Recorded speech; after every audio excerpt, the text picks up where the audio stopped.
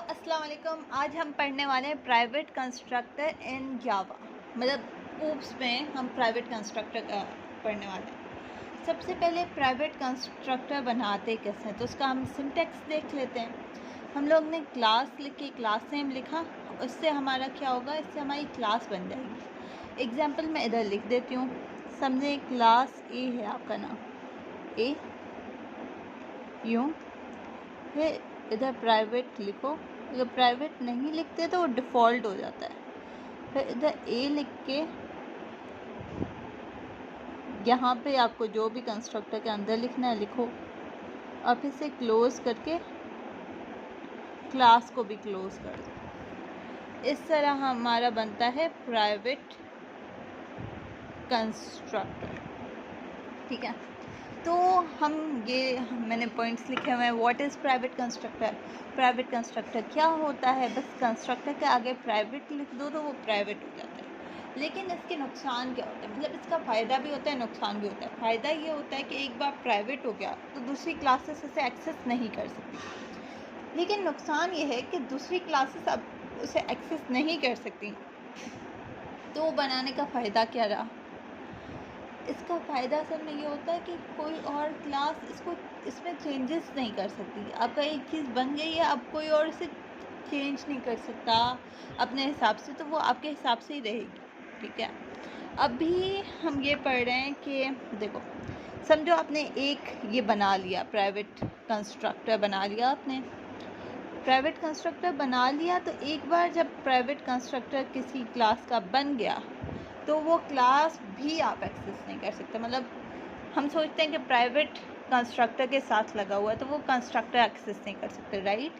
लेकिन नहीं, उस क्लास के मेथड्स और फंक्शंस सेम चीज़ होती है। मेथड्स और वेरिएबल्स भी एक्सेस नहीं कर सकते। क्यों नहीं कर सकते वो मैं अभी आपको दिखाती हूँ। वो मेरे एपेरेटस में थोड़ा सा वो है, आप थोड़ा सा वो कर लो। ये रहा, तो मैंने लिखा है कि you can not even access methods और वेरिएबल्स। क्यों? क्योंकि समझो ये क्लास ए है, इधर आपने मेथड बनाया है वॉइड रन का और इसमें रनिंग लिख दिया है मैंने नॉर्मली। फिर दूसरी क्लास मेन और इसमें मैंने नॉर्मली लिखा है, आप पूरा लिखना पब्लिक स्टैटिक वॉइड मेन। ठीक है, फिर इसके बाद आप जब ऑब्जेक्ट क्रिएट करते हो, जब भी कोई मेथड बनाते हो या कोई वेरिएबल को एक्सेस करते हो तो ऑब्वियसली ऑब्जेक्ट बनाओगे। ऑब्जेक्ट बनाने का तरीका ये होता है, class name object name is equals to new, और ये रहा कंस्ट्रक्टर। तो आप चाहो या ना चाहो, जब भी आप ऑब्जेक्ट बनाओगे तो आप कंस्ट्रक्टर को कॉल करोगे। कंस्ट्रक्टर हमारा प्राइवेट है, कंस्ट्रक्टर हमारा जो है वो प्राइवेट है। सॉरी, मैं इधर लिखना भूल गई, इधर प्राइवेट ए, ताकि एरर तो आए ना, यूँ करके यूँ। इसमें जो लिखना है लिखो, नहीं लिखना खाली छोड़ दो। ठीक है, तो ये हमारा प्राइवेट ए बन गया। अब जब हम ये लिखेंगे तो वो एरर शो कर देगा क्योंकि हमारा कंस्ट्रक्टर तो प्राइवेट है। तो हम ऑब्जेक्ट क्रिएशन जब भी करते तो कंस्ट्रक्टर को कॉल करते हैं और कंस्ट्रक्टर हमारा प्राइवेट है, तो वो हमेशा एरर शो करेगा, चाहे आप चाहो चाहे आप ना चाहो।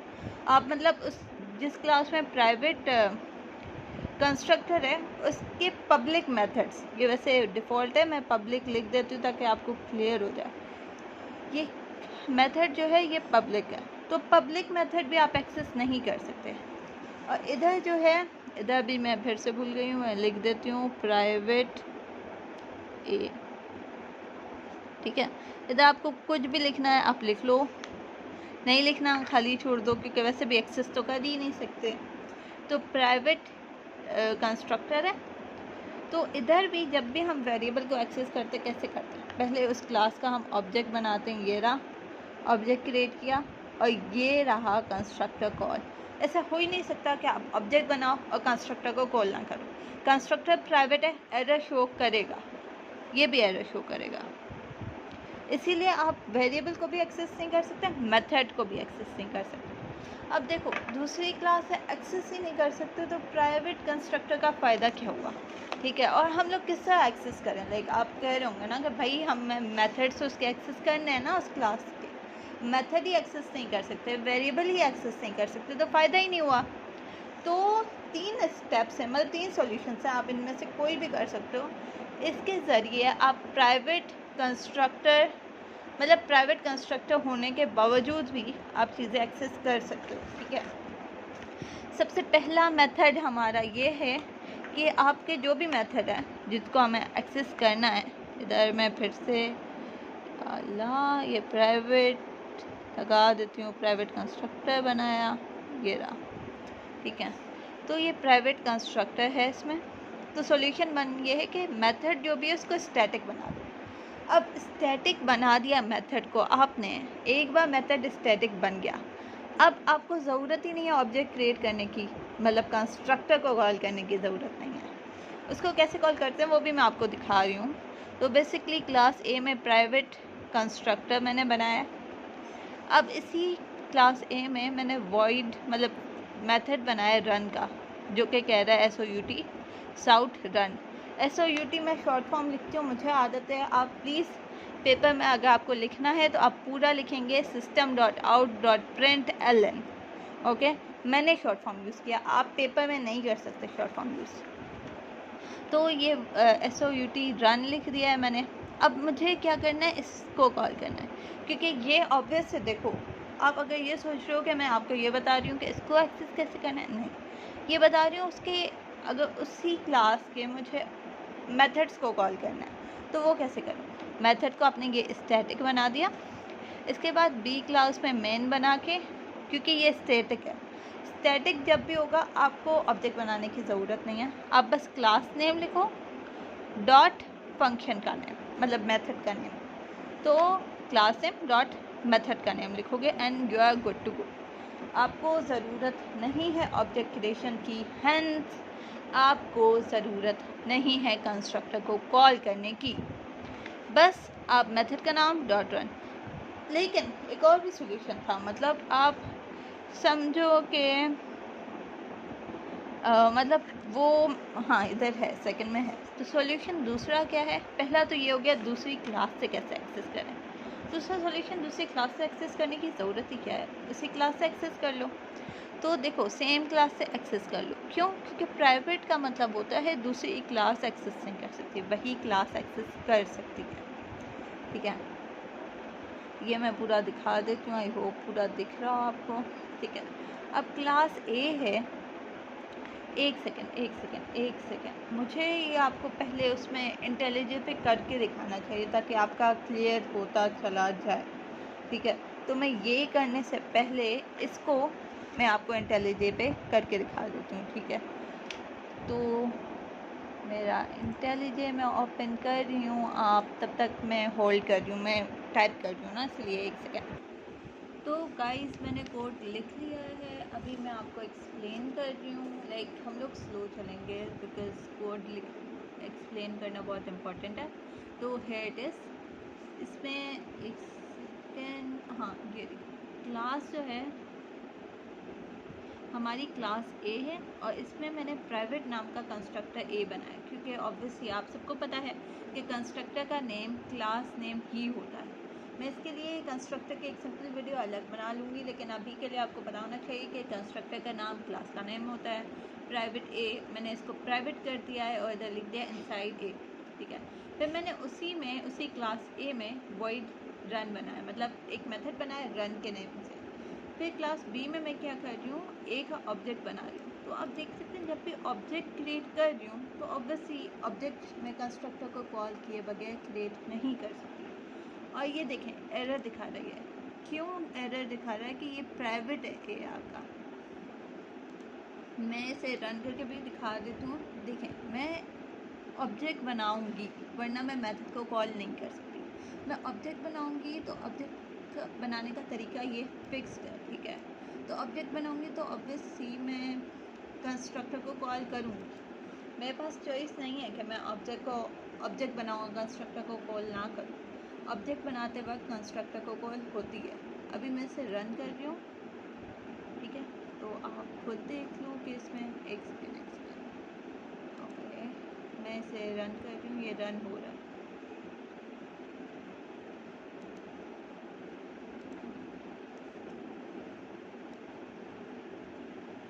ये देखें, ए ये कंस्ट्रक्टर जो है वो प्राइवेट है, इसलिए वो एक्सेसिबल नहीं है दूसरी क्लासेस से।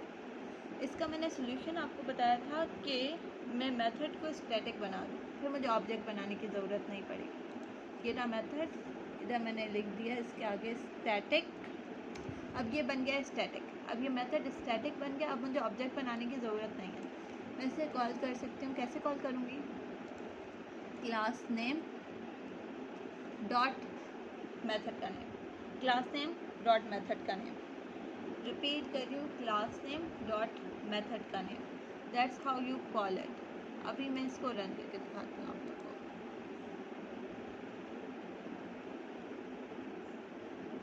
See it worked. तो सॉल्यूशन, पहला सॉल्यूशन यही है कि हम लोग इसको स्टैटिक बना दें मेथड को। अब हमारा दूसरा सॉल्यूशन है।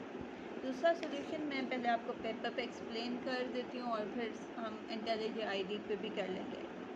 ओके, सॉल्यूशन 2 पे आ गए हैं हम। सॉल्यूशन 2 ये है कि वो सेम क्लास में, मतलब ऑब्वियसली प्राइवेट किया है, वो दूसरी क्लास से एक्सेसिबल नहीं है कंस्ट्रक्टर, और उसी क्लास से तो एक्सेसिबल है, तो हम उसी क्लास से उसे कॉल कर देंगे। ये देखें, एक्सेस मॉडिफायर जो प्राइवेट है वो सेम क्लास में एक्सेसिबल होता है। अब ये मेरा कोड है, आप देख लो, कोड ए, मतलब क्लास ए, इसमें कंस्ट्रक्टर बनाया ए नाम का। सॉरी, मैं इधर लिखना भूल गई कि ये प्राइवेट है, इधर मैं सॉरी इधर लिख रही हूँ कि ये प्राइवेट है, प्राइवेट कंस्ट्रक्टर ए, ठीक है। फिर मैंने लिखा है कि इनसाइड कंस्ट्रक्टर ए, फिर मैंने वॉइड रन करके रनिंग लिख दिया है। फिर मेन में मैं जब गई हूँ ना, मेन देखो, नोट करो कि मेन जो है हमारा वो क्लास ए में ही है, तो मैं आराम से इसका ऑब्जेक्ट बना सकती हूँ। ऑब्जेक्ट बनाया, वहीं के वहीं कंस्ट्रक्टर कॉल हुआ और ये इनसाइड कंस्ट्रक्टर दिखाएगा हमारा। इसी तरीके से हम रन कर सकते हैं कंस्ट्रक्टर कि वो क्लास के अंदर प्राइवेट एक्सेसिबल है with in the same class. तो अभी मैं वो आपको इंटेलिजेंट आईडी पे करके दिखा रही हूँ, ठीक है, 1 सेकेंड होल्ड करें। तो गाइस, मैंने कोड लिख लिया है, अभी हम कोड को कंटिन्यू कर रहे हैं। ओके,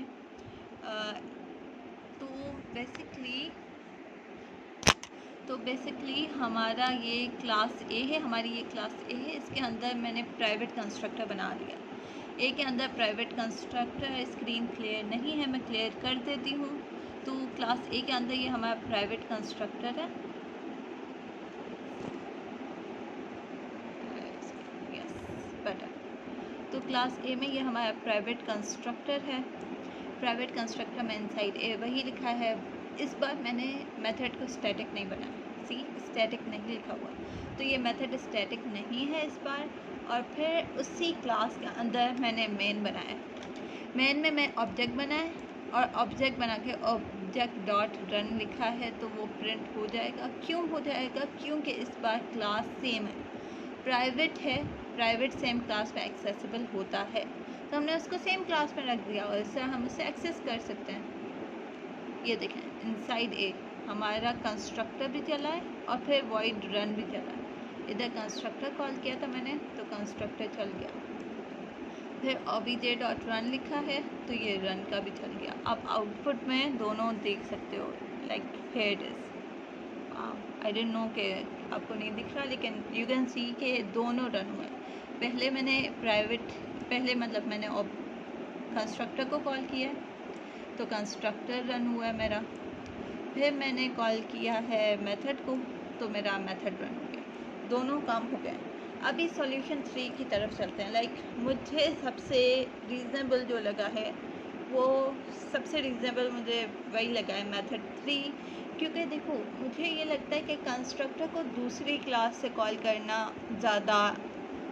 ज़्यादा लॉजिकल है मेरे हिसाब से। लाइक कंस्ट्रक्टर है तो उसको आप ज़्यादातर दूसरी क्लासेस से ही एक्सेस करोगे।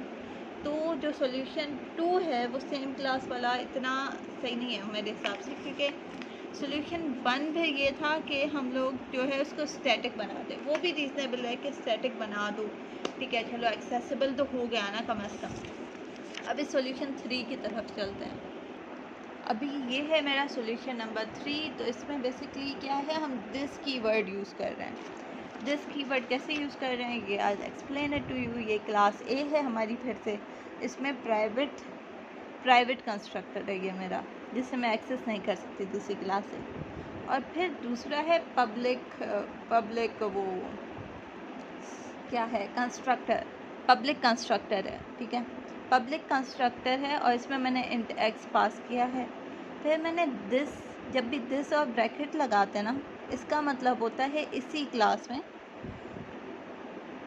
ये कंस्ट्रक्टर है ना, ये कंस्ट्रक्टर में सबसे पहली बात, दिस कीवर्ड जो है वो कंस्ट्रक्टर में पहला वो होना चाहिए, फर्स्ट लाइन का आना चाहिए।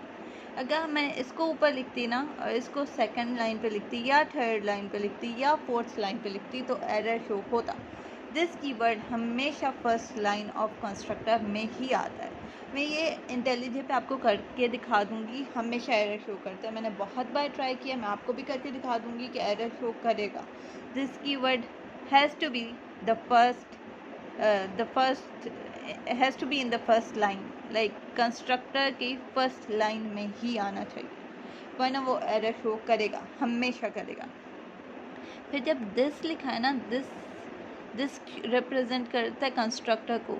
अगर मैं समझें, इसमें इसको भी कॉल कर सकती थी। अगर मैं दिस लिख के इधर मैं 5 लिखती तो वो इसे कॉल करता। क्यों? क्योंकि इधर एक पैरामीटर वाला वो ढूंढता कि दिस मतलब यही कंस्ट्रक्टर, मतलब ए कंस्ट्रक्टर ही 5 मतलब एक वेरिएबल के साथ, तो वो इसे ढूंढता। लेकिन इधर अगर मैं कुछ भी पास नहीं कर रही, इसका मतलब ऑब्वियसली नो पैरामीटर्स वाला कंस्ट्रक्टर कॉल होगा। तो दिस कंस्ट्रक्टर के लिए यूज़ होता है, दिस लिखा खाली भेजा मतलब नो पैरामीटर्स वाला कंस्ट्रक्टर कॉल होगा, ये वाला। फिर ये रन मेरा आउटपुट, अभी हम खुद से आउटपुट बनाते हैं, फिर मैं इंटेलिजेंट पे भी करके दिखा दूँगी आपको। तो क्योंकि ये दिस आ रहा है पहले, तो अच्छा अभी रुक जाओ।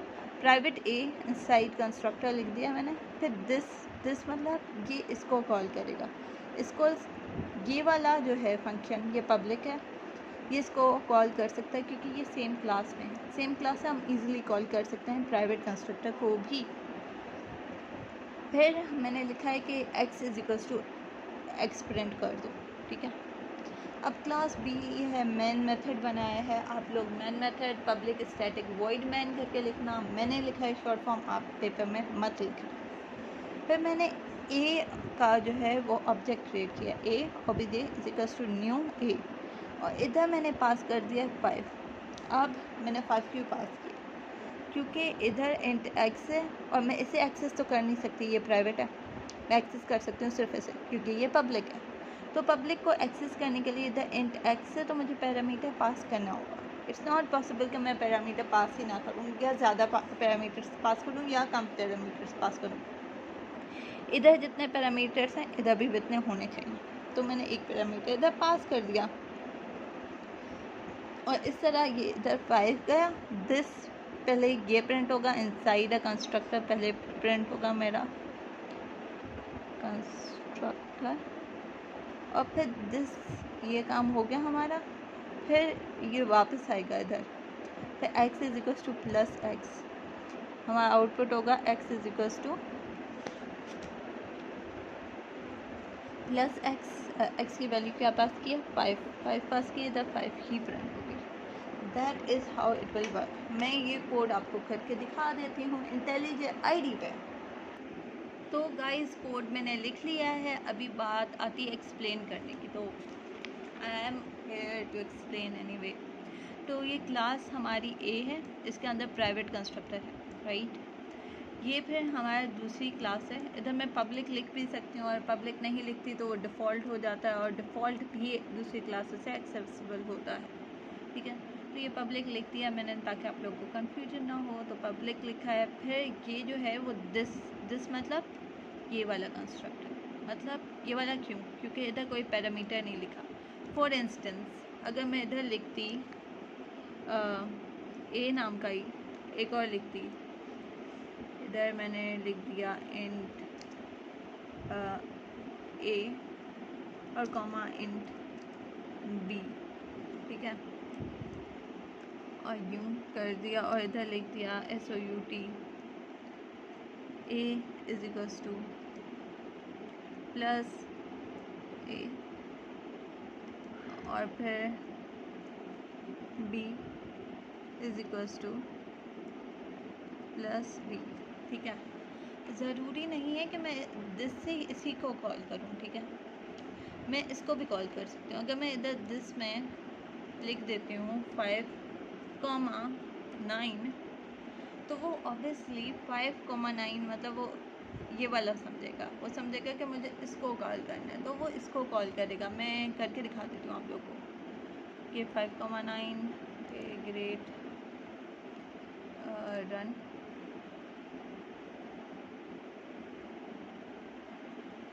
सी, ये देखें, मैं आपको दिखा भी देती हूँ, ये रहा।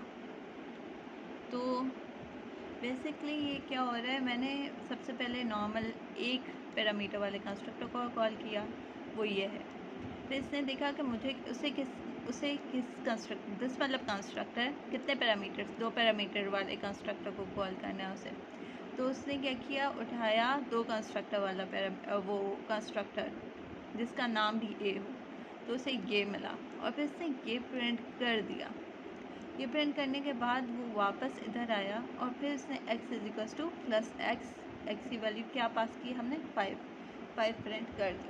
तो ज़रूरी नहीं है कि हमेशा उसी को कॉल करें। उसको इसीलिए कॉल कर रहा था पहले क्योंकि दिस में मैंने कोई भी वैल्यू पास नहीं की थी। मतलब दिस वो वाला कंस्ट्रक्टर जिसमें कोई भी पैरामीटर ना हो वो वाला कॉल होगा। तो इसमें कोई भी पैरामीटर नहीं है, ये कॉल होगा। अभी मैं आपको फिर से करके दिखा देती हूँ।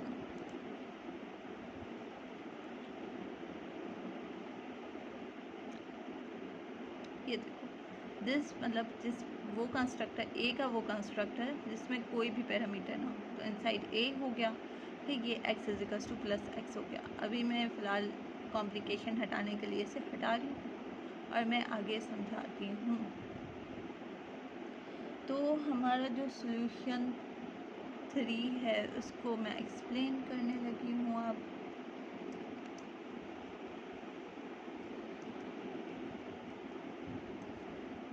ओके,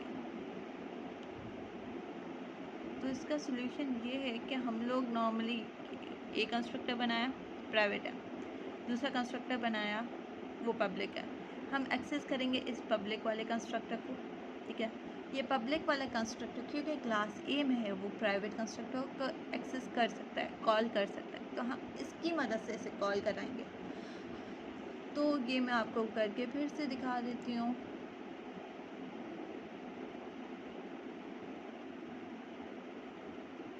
एक सेकेंड, कोई गलती की है मैंने।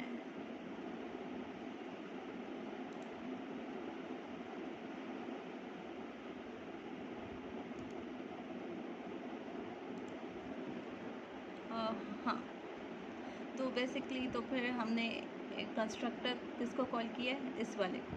इसमें एक पैरामीटर है, इसने किसको कॉल किया, विदाउट पैरामीटर वाले कंस्ट्रक्टर को, यानी इसको।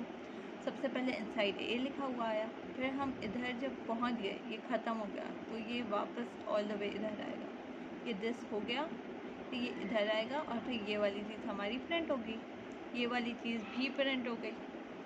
फिर क्या, हमने बस ये लिखा था तो यही हुआ। मैंने आपको ये भी बताया था कि दिस कीवर्ड जो है वो पहला होगा, मतलब कंस्ट्रक्टर है ना ये वाला, तो पहली लाइन में हम दिस कीवर्ड लिख सकते हैं और किसी लाइन में सेकंड थर्ड फोर्थ में नहीं लिख सकते। तो मैं अभी आपको दिखाती हूँ कि सेकंड थर्ड फोर्थ में लिखोगे तो क्या होगा। कंट्रोल एक्स किया मैंने और इधर मैंने कंट्रोल बी पेस्ट कर दिया, कट और पेस्ट किया, आप कैसे भी कर लो। ठीक है, तो दिस कीवर्ड सेकंड लाइन पे आ रहा है अभी। तो ये देखो, ये एरर शो हो रहा है। एरर क्या शो हो रहा है, आप रीड करो।